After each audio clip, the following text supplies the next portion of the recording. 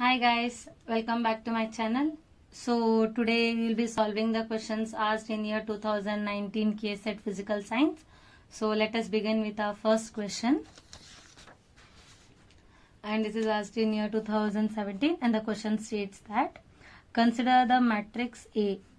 Matrix is given of 3 cross 3 and they are asking us to find the product of the eigenvalues of the given matrix. So we all know that how to find the product of the eigenvalues and sum of the eigenvalues. We all know that sum of the eigenvalues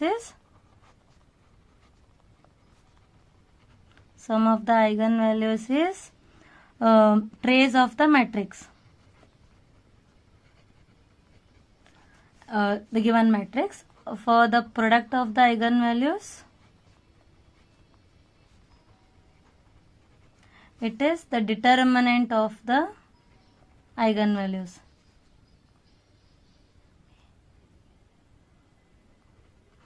Determinant of eigenvalue. Determinant of the given matrix.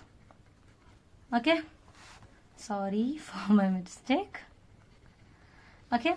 This is so for the given matrix A is 1, 1, 3, 5, 2, 6, minus 2, minus 1, minus 3. And they are asking us to find the product of the eigenvalues. We just have to take the determinant of the given matrix. So the determinant of the given matrix is 1 into, so this is 6, this is plus 6. Plus of 1 minus 12 plus 15 plus 3 minus 5 plus of 4. This is 1 into 0 plus 1 into 3 plus 3 into minus 1. That is 0 plus 3 minus 3 and that is 0. Therefore, for the given question, the answer is 0. Okay. Now, moving on to the second question. Okay. The question states that the magnetic field of an infinitely long ideal solenoid of radius r carries the current I.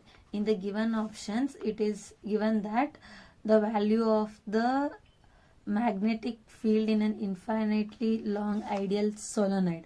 Okay, and the given options are like is constant inside, decay has 1 by r outside, it is constant inside, decay has exponentially minus of r outside, it increases rapidly to the proportional to r inside and 0 outside the solenoid, is constant inside and 0 outside the solenoid. These are the given options. Since they are asking us for an ideal solenoid of radius r and carries the current I. I think we all are familiar with how to solve the problems related to ideal solenoid when a magnetic field is applied to that. We are familiar with the formula that when by applying the Ampere circuit law, we know that for the given infinitely long ideal solenoid, the value of magnetic field will be, that is, this is for inside. For inside, the value of magnetic field. Value of magnetic field will be, by solving the whole derivation by applying Ampere circuit law, we will get the value as mu naught Ni by 2 pi r, that is equal to mu naught n 2 pi r I, and that is equal to mu naught Ni, where these all terms are constant. So we can say that the value of magnetic field inside the solenoid is constant. And for outside, the value of magnetic field is 0. That is from Ampere circuit law. I think we all should be familiar with some of the terms which we need to be remember. They are asking us for solenoid here. We should be knowing for cylinder and different shapes. Okay, and this is all about the second questions, and which is asked in year 2017. And moving on to the third question. And here is the third question. And in the third question, we have to match the following: the Biot-Savart law, the Gauss law, Ampere's law, and they have given del cross E vector is equal to 0. Biot-Savart law is ideal sine theta, and this is also one of the form of Biot-Savart law, that is this one. And for the Gauss law, that is del cross E vector is equal to rho by epsilon naught. For Ampere's circuital law, it is del cross B is equal to mu naught J, and del cross E vector is equal to closed interval of E vector del vector is equal to 0. And by matching this, we get option C has the correct answer. Okay. And now moving on to the fourth question.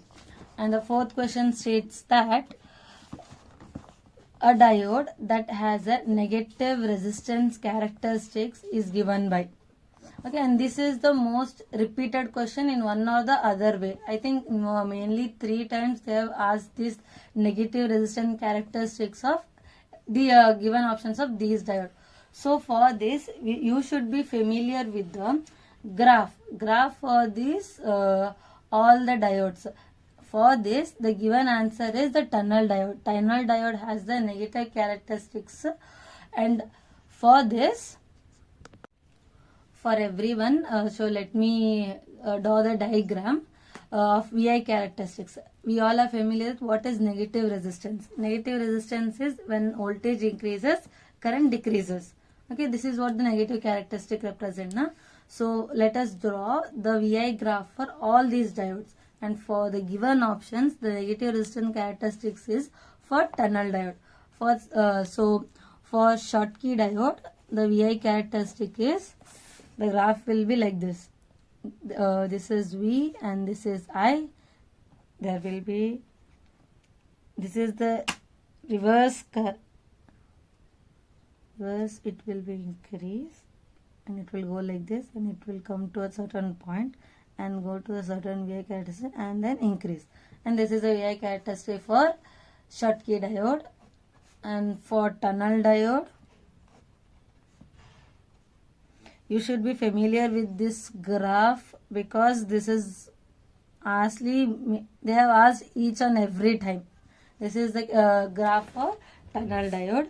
And for laser diode, it is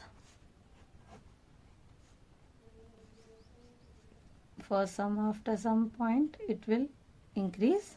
And for Zener diode, we all are familiar with the Zener diode graph, that is VI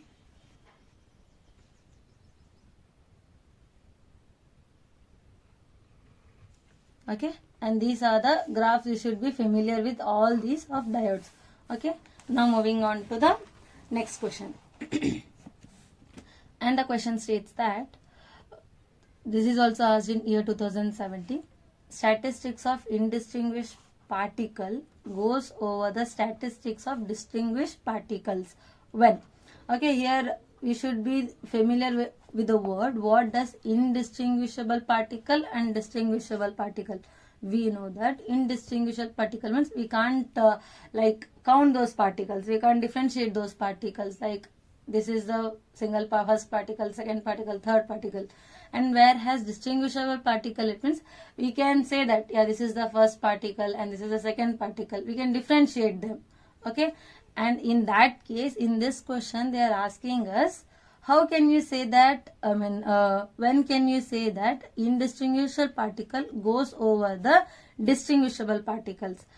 Based upon the states and number of particles, we have to say this. This question is related to quantum statistics, where we all are familiar with the words of Maxwell, Boltzmann, Bose, Einstein, and one more, who is that? Fermi-Dirac. Okay, Fermi-Dirac statistics. In that we will get these values. If you know that better, you will get this very easily.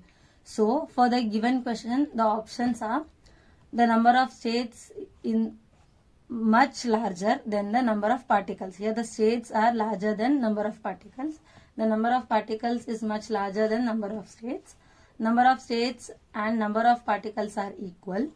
The number of states are less than half of the number of particles.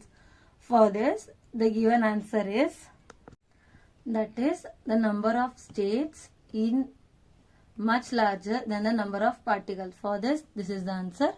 Here state represents the quantum states is a mathematical entity that provides the probability of distribution of outcomes of each possible measurement in system, and number of particles, how many particles are taking part in that. Okay, this much for today's video, and thank you guys.